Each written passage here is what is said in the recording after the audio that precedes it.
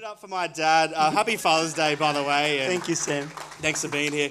I do want to just acknowledge that you actually got into a bar fight this week, which is why your lips like that. Did you want to talk about that as I get my questions up, or you're kind of just going to ignore that? No, look, This is why I thought we'd bring it up and let them know. If I talk a little bit slurred, it's because I went to the doctor on Thursday because I had a sore on my lip, who rushed me into the cancer guy, checkup guy, who checked it and then wanted to do surgery on it the next day. So yesterday I couldn't speak at all. Today I can speak a little bit, but if I speak too much, my lip starts to bleed. There's actually 7 stitches across there, and they're 1.5 days old. The other 7 stitches are on here, but that doesn't really matter because that doesn't involve my mouth. So if it's a little bit slurred, it's just because I'm doing that. Yeah, no, I thought I'd let them know. We'll see how it works. You said to me on, I think it was yesterday and Friday, we're like, I'm not sure if I can talk to you on Father's Day. And I said, well, we'll have to figure something out. But this morning you said, let's go. Yep, it's 100% better than yesterday. Yeah, There's no that's doubt good. about that at all. Well, I thought today we'd just talk all things Dad. And, you know, obviously I've known you most of my life. You've known me my whole life. Tell us, just kick off tonight with maybe a funny story about what you've learned as a dad, or what something your kids have done that are just a story that just go, how have I even survived doing this? Okay. Look, I know that you're going to ask me something about a story of one of my 6 kids. And for those that don't know, Sheree and I have been married for a long time. And we've got 6 kids, which are amazing. And Sam, the amazing pastor here, is my eldest. But one of the things that I mean, I don't think these were funny when they happened, all right? I think it's just when you look back on them, you see that they were really funny. But this particular story is about Sam. And I remember when he was I don't know how old he was. He might have been, I don't know, 18. And he was building a cubby house with the old clotheslines. You know, the one that had the 4 things like the Hills hoist Being ones. a very good brother. And you can spin them around and all that sort of stuff. Anyway, he built this amazing cubby house, and he put tarps on it and branches on it, whatever he could find. And then he thought what he would do to weigh them down is he'd put bricks and pavers on top of the roof to hold it all down. Anyway, I didn't know about this particular thing until after the fact. But what he wanted to do was he wanted to test to see how good the roof was. So he asked Kai, who's my eldest daughter, to stand under the clothesline to check how good the roof was.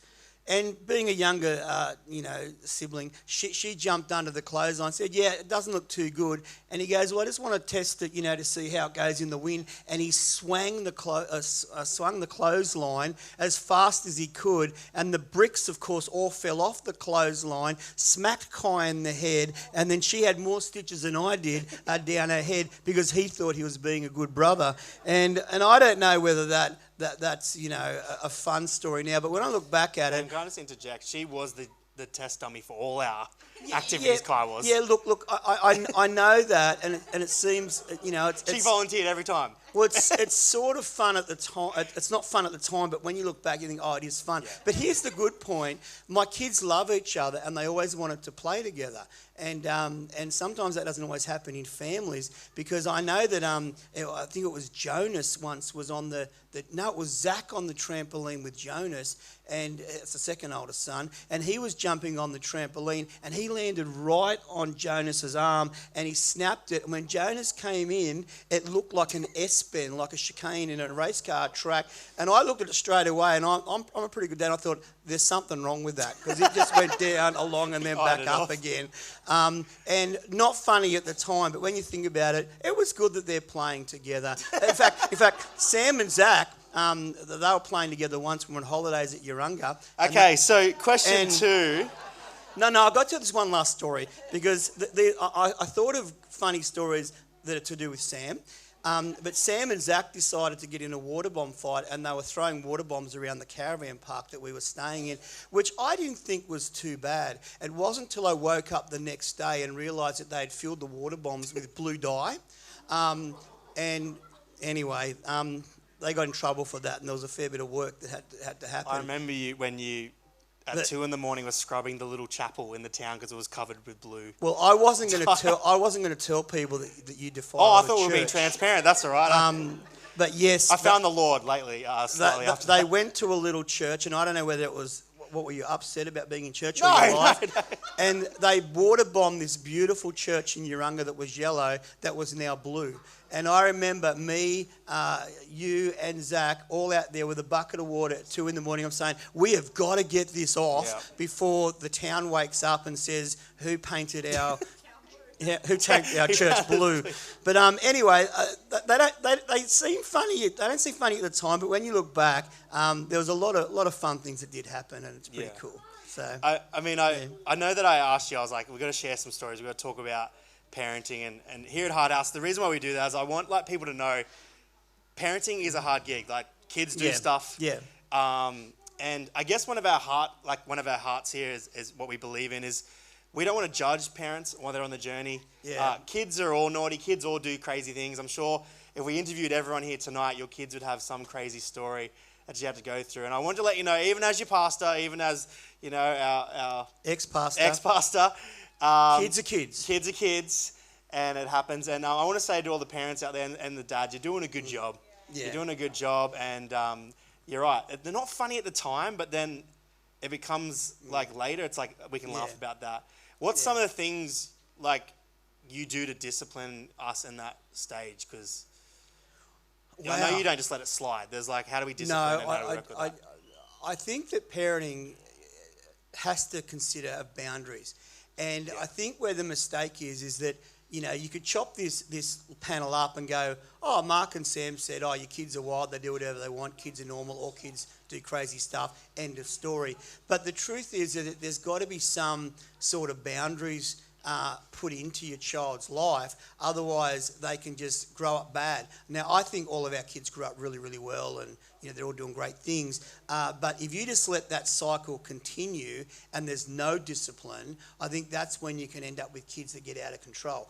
But in saying that, I know that discipline back in my day was very different to how maybe parents discipline kids today. I mean, back in my day, we were taught, I don't know if I can even say the word smack, but we were supposed to smack our kids if they did something wrong.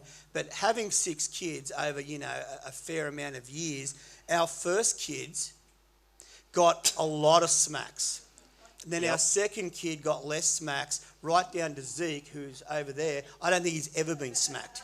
And I think that's more of a sign of the times. But I was reflecting on that, and I thought, you know what? I don't think that Sam is any better than Zeke because he got smacked a lot and Zeke didn't get smacked at all. So I'm not sure it's the smacking that made the difference. I think it was more the boundaries. And what I ended up doing was I used to make my kids do jobs. So if they did something wrong or they got in trouble at school or they were fighting or they water bombed a church blue, if anything like that happened, I would give them jobs to do. And then they'd actually end up, doing jobs. It's sort of like time out, except time out's just sitting there doing nothing. A job is something they do. That way I felt they learned a lesson that if they did the wrong thing, they were going to get a job. And I was rewarded because I had less work to do because the kids were doing stuff. And that's probably where we ended up landing at the end of the day. And even until this day, like right up to when they're adults and they leave home, if they do something that they know is outside of the boundaries of what's normal and acceptable, then I say, okay, well, you know what? I'm really disappointed in this, but, what I want you to do is I want you to, go and dig that hole or go and mow the lawn or go and grab all the wood from over there and stack it ready for the house. So they got jobs and I got rewarded, and I think that actually worked out a lot better. Yeah. I mean, what do you do? I mean, you're young. Different generation, right? So what do you do? I mean, we still believe in hard work. I'm like, that's something we believe in. Yeah. I knew, because I said to Kirst, I'm like, what do we actually do? Like, he's going to ask us, what does this generation do? And we had this moment this afternoon, and I was like, I'll just show the church. So, like, literally when Kirst or I, we, like, Blaze, because we've got to explain, our kids are, like, all under 6. So when I ask him to mow the lawn, it's like, it's just more difficult. So this has become, I get that. There's 8.7 million views on this YouTube video. Okay. And I think 700,000 are us. and the other 8 million are us. And seriously, where is he? He's going to get PTSD if I do this. But I go, Blaze, and he comes running.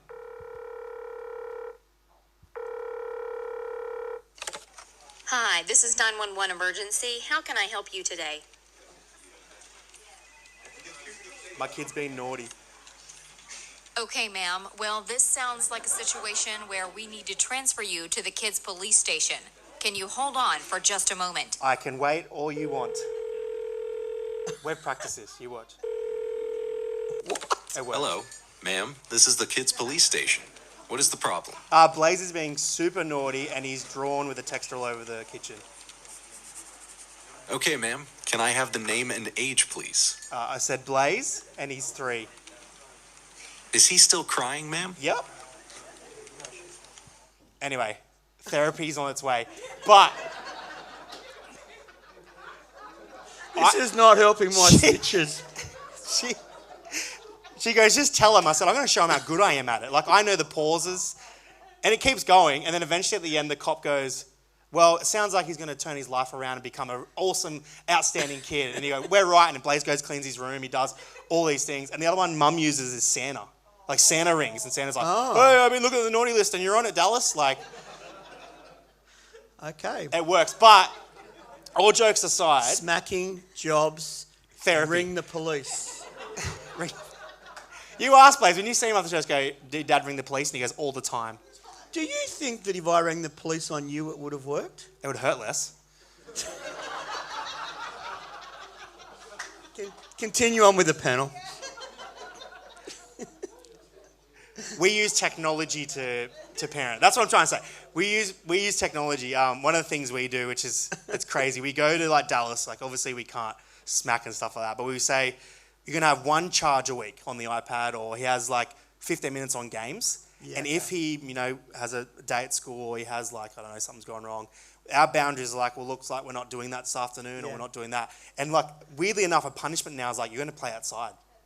You're going to go outside and play, and they're like, oh, please, Dad, please don't do this to us. So hang on a minute. When yous were young, I'd send you inside. Yeah. And now when your kids are young, you Any send young them parents, outside. is anyone backing me on that one? You get it. I'm like, Kirsty's like, don't share too much. I'm like, seriously, I'm like, Dallas, you've been naughty, go outside. And he's like, oh, Dad, I don't play with the kids outside. All the naughty kids are outside, and all the good kids are watching soccer and playing YouTube. And so that's the generation we're in now. Awesome. Cool. We'll cut that out of the tape. Let's move on to one more question I've got, and I want to wrap it up on this one. Yeah. Obviously, parenting, like we're having a joke, but kids grow up. Yeah. I'm handling my kids younger, like the iPad. You're now dealing with a 31-year-old. There's kids grow up. There's all different. You can't just set the same parenting style. Yeah. Where I'm going to treat my 18-year-old like a 1-year-old. It just doesn't work like that. Give us maybe, and this could be for all parents. This isn't just for dads. This may be for all parents here tonight. How do we manage the different age groups, and how does that work? And how have you done that, having 6 kids in all different ages? Okay. Being a dad. Look, I think I've shared this before in the church, and I don't think it ever gets old. And when you get hold of this principle, I think it'll change your life. But I have these, and I've taught on this, like in a lot of different churches. But, I break the kids into 3 different age groups. And from when they're naught to when they're 13, it's no. If it's something I'm saying no to, it's no. And they go, why? I say, because I said. That's it. And then that's enforced either with however you would enforce that. But when a child gets to 13, every parent has to change gears. Because 13 to 21 is when kids are becoming, they're transitioning from being kids into being adults. Yeah. And part of a parent's job description is to help kids transition from being a child that lives at home and codependent and no because I said so, into an adult where they make their own decisions. So between 13 and 21, if they're living under my roof, I would always say, look, no, you're not doing this, but here's the reason why. And a lot of people miss that. And so what they do is they say no because I said so. Then the kid gets to 13, 14, 15, sometimes 16, 17. And the parents still going, no, because I said so. And that just doesn't fly. All that does is put resentment between the child and the parent because they're not learning why they can't do it. Yeah. And not only is that bad between the parent and the child, it's bad when they get out into the real world because they haven't ever been taught why they shouldn't do certain things. So if someone come home, like one of my kids, and this has happened, they come home and they've been smoking at school. And I'd say, you can't do that, and they go, why? And I'd say, well, here's why, because smoking can become addictive and you think it's cool around your friends, but it can become very addictive and a lot of people have been addicted and then they can't get off it, and it can also cause cancer and you'll end up like this. Not this is from smoking, but, that's the first thing my doctor said. How much do you smoke? I said, oh man, I ran a church for 25 years. No. Anyway, and you tell them the why you don't do it. And people go, okay, I get that. That makes sense. But then you've got to realise that when your child gets to 21, which is the legal age of an adult in America, it's not in Australia, but it is in America, and it also is biblically. But when they get 21, the children might ask me advice, and I would say, this is what I suggest, but I'll love you no matter what you choose.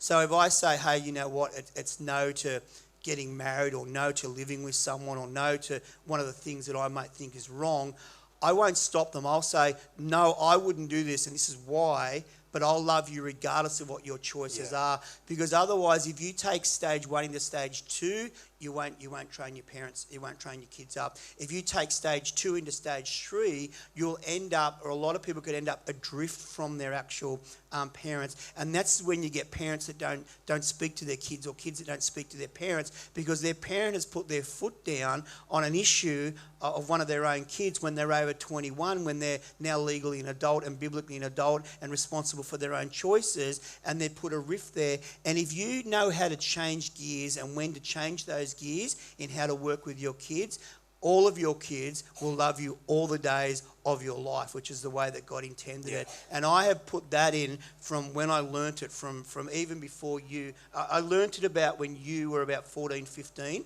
and I put it through the other 5 kids. And to my knowledge, every one of my kids love me. Every one of my kids respect me. Every one of my kids ring me for Father's Day. Every one of my kids want to hang out at my place. Every one of my kids want, they're not estranged from me at all. And I just think that it's just one of the greatest things you can learn when raising kids.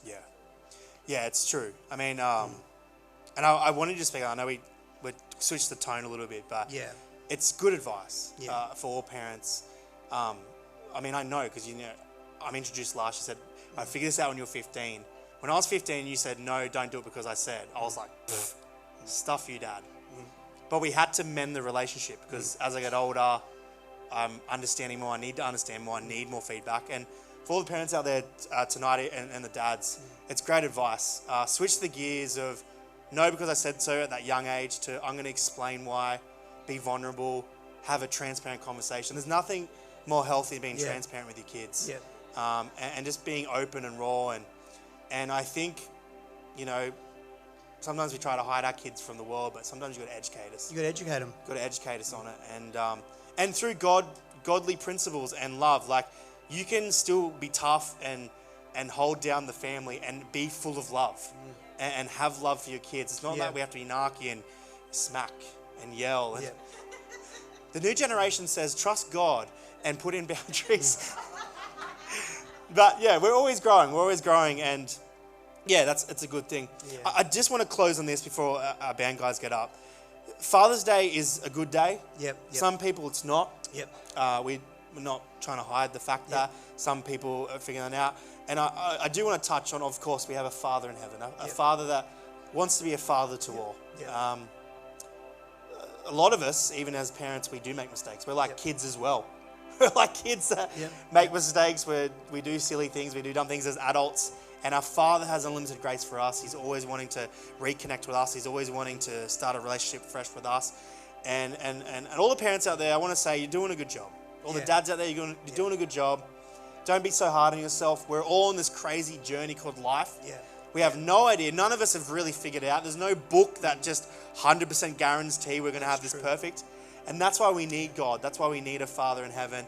Another thing too, like a lot of people don't have their fathers on earth anymore. They've had the passing of their father, or they've lost their father. How do you transition from losing your father, and maybe some people don't have their father in their lives, or they never knew their dad, or maybe their dad's not on scene, but for your case, I know that my pa passed away. How do you bring God into that, and how do you continue on after your dad's gone? Well, it's an interesting question, and I've never really talked much about this, but you know, your dad, if he's done a good job and he's around and the relationship's good, it's someone that you're dearly going to miss when they pass away. And people lose their dads, and some of them have a bad relationship, and you know, I've heard of people that don't even turn up to their dad's funeral, and then anywhere in between of codependent on them to, you know, not caring at all.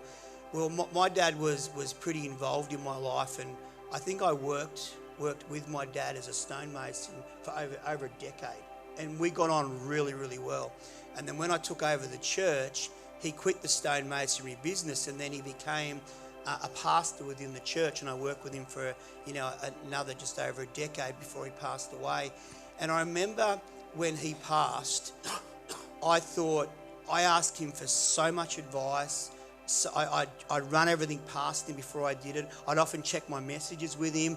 I'd check the doctrinal side of the messages, because I believe it should be doctrinally correct, and I would check that. I deliver it in a very sometimes humorous way, but I wanted to make sure the doctrine behind it was correct. He was my go-to to do all that. And when he passed away, I thought, oh my goodness, I won't be able to run the church anymore. Like, what am I going to be able to do? Who am I going to check with? And it was the day of his funeral, and I was about to my wife actually did the funeral, but I did a fair bit with her on stage doing his funeral. And that morning, I'm like, what? You know, I was a bit lost. And it was one of the times when God spoke to me so clear. And he spoke to me and he said, remember Joshua 1, or he said, read Joshua 1.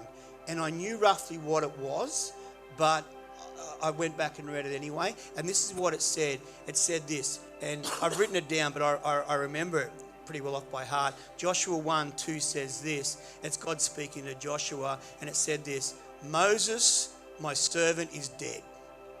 And I'm going, wow, God, that's great. My dad's funeral, and you're just really pointing it out that my dad is dead. Thank you. I already knew that one. Where does it go to? But then if you go on a bit further and you read down, I think it's verse 3 or 4, it says this. It says, just as I was with Moses, so I will be with you. And then I realized that my Father in heaven is more of a go-to.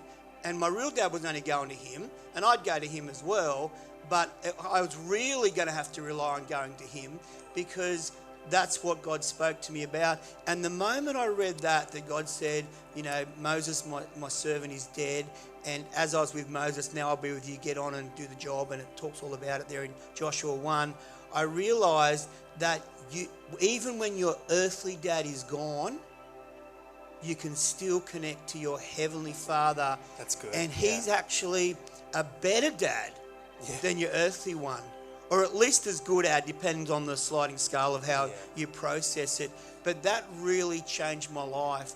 Yeah. And I would encourage anybody here, if you've lost your earthly dad, or you're not talking to your earthly dad, and I can't say why you are or are not doing that. I can't judge on that. But I would say this: lean into God our Father. Yeah. Lean into his wisdom, his knowledge, lean into what he's written in the Bible, lean into what you know you hear at church, lean into all of those good principles, because God says he will never ever leave you or forsake you. And regardless of whether you had a good dad or a bad dad, or you got on with him well or you didn't get on with him well, never forget you will always get on with your Father in heaven. And that's the one you want to anchor yourself to.